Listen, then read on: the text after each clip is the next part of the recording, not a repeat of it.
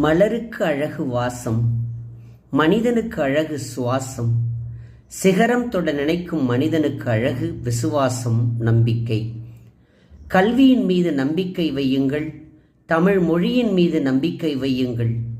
நீங்கள் அதை கைவிட்டாலும் அது ஒருபோதும் உங்களை கைவிடாது.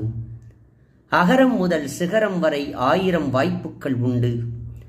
உண்மையை உணர்ந்திடு, உழைப்பால் உயர்ந்திடு. உனக்கென ஒரு சரித்திரம் படைத்திடு. உற்ற தோழனாய் உழைப்பு இருக்கட்டும். உன்னை நெருங்கவே முடியாத எதிரியாய் சோம்பல் இருக்கட்டும். உன்னையே நீ 1000 முறை கேட்டுவிடு, நீ எதற்காக பிறந்தாய் என்று. ஒரு முறையாவது உனக்கே நீ சொல்லிவிடு, நான் சாதிக்கவும் சரித்திரம் படைக்கவுமே பிறந்தேன் என்று.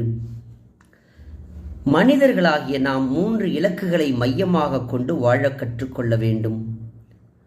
முகவரி இல்லாத கடிதம் எங்கும் போய் சேரவே சேராது.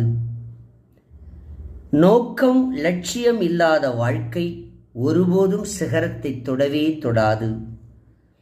அவரைப் போல் நான் வாழ வேண்டும், உயர வேண்டும் என்ற நோக்கம் நம்மில் இருக்க வேண்டும். மழை பொழியும் பொழுது அனைத்து பறவைகளும் மிருகங்களும் உணவு தேட இயலாமல் ஓடி கூட்டுக்குள் ஒளிந்துவிடும். ஆனால் இந்த பறவைகளில் ஒன்று பருந்தானது மட்டும் மழையையும் தாண்டி மழை மேகங்களுக்கு மேலே சென்று அங்கிருந்து தனது கூர்மையான பார்வையால் இரையை தேடிடும். மழை என்ற பிரச்சனையிலிருந்து விடுதலை பெற்றுவிடும். இலக்கை அடைந்து அதன்படி அது தன்னுடைய இரையையும் தேடும். வருகின்ற ஜூலை 15ஆம் நாள் கல்வி வளர்ச்சி நாள்.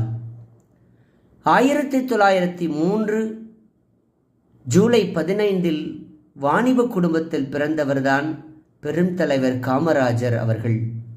சிறுவயதில் தந்தையை இழந்தார். குடும்ப கஷ்டத்தால் பள்ளி படிப்பையும் இழந்தார். குடும்ப சூழலால் ஜவுளிக்கடைக்கு வேலைக்கு சென்றார். இலக்கை விடவில்லை. புத்தகங்கள் படித்தார். பெரிய பெரிய மனிதர்களோடு கருத்துக்களை பகிர்ந்து கொண்டு தனது 16 வயதில் தேசிய காங்கிரஸில் இணைந்து பலமுறை சிறைவாசம் சென்று 1954 தமிழகத்தின் முதலமைச்சரானார். தனது இலக்காகிய கல்வியை தான் பயிலாவிட்டாலும் தமிழ் மக்கள் பயில வேண்டும் என்று பல கல்விக்கூடங்களை திறந்து